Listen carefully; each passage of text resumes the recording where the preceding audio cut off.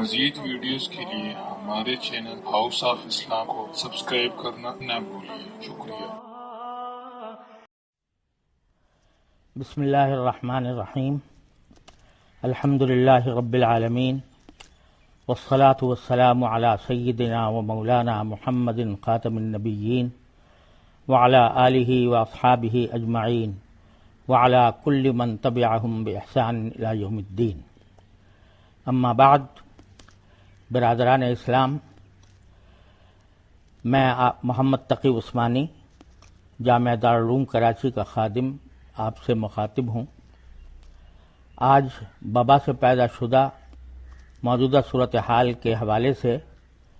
علماء کرام اور ائمہ مساجد کا ایک اہم اجلاس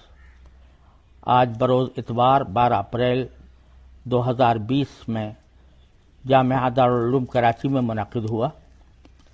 اس اہم اجلاس میں 10 اپریل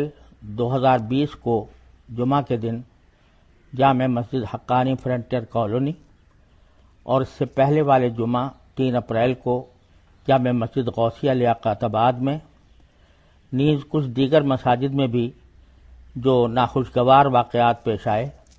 اس پر انتہائی رنج و غم اور تشویش کا اظہار کیا گیا۔ مبینہ طور پر جامع مسجد حقانی میں خاتون پولیس افسر کا جوتوں سمیت مسجد میں داخل ہو کر مسجد کی حرمت کو پامال کرنا اور نمازیوں کے ساتھ بد تہذیبی کا معاملہ کرنا کسی طرح قابل قبول نہیں ہے، اور اگر کسی نے خاتون کے ساتھ کوئی زیادتی کی ہے تو اس کے بجائے امام اور خطیب کے خلاف مقدمہ قائم کرنا نہ صرف کھلی ناانصافی ہے بلکہ ان صریح یقین دہانیوں کے خلاف ہے جو وزیر اعلیٰ سندھ اور انتظامیہ کے مختلف ذمہ داروں نے بار بار کرائی ہے کہ امام صاحب کا کام صرف اتنا ہے کہ وہ لوگوں کو پابندی کی تلقین کریں جو انہوں نے انجام دی، اس کے باوجود لوگ اندر آئیں تو انہیں زبردستی باہر نکالنا امام یا مسجد کی انتظامیہ کا کام نہیں۔ یہ حکومت کے اہلکاروں کا کام ہے کہ وہ مسجد کے باہر لوگوں سے حکمت اور نرمی کے ساتھ پابندی کرائیں۔ لہذا اجلاس نے پرزور مطالبہ کیا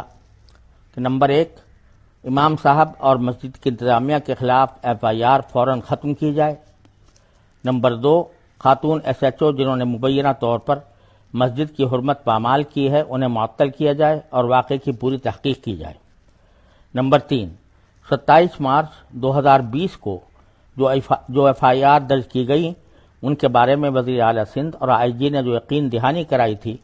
آج 2 ہفتوں سے زائد گزرنے کے بعد بھی وہ ابھی تک ختم نہیں کی گئیں،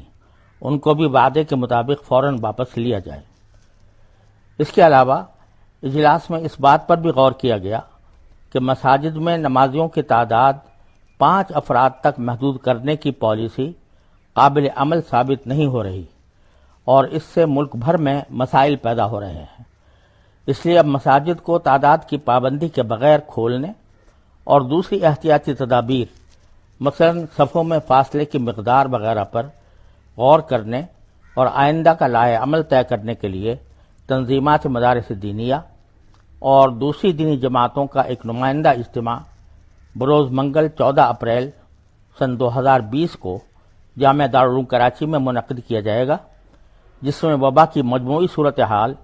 اور دینی اعتبار سے عوام کی رہنمائی پر بھی غور کیا جائے گا۔ اجلاس کے تمام شرکاء نے ملک بھر کے میڈیکل اور پیرامیڈیکل اسٹاف کی خدمات کو خراج تحسین پیش کیا کہ جس قربانی اور تندہی کے ساتھ وہ اپنے فرائض انجام دے رہے ہیں وہ پوری قوم کی طرف سے شکریہ کے مستحق ہیں۔ اجلاس کے شرکاء نے عوام سے اپیل کی ہے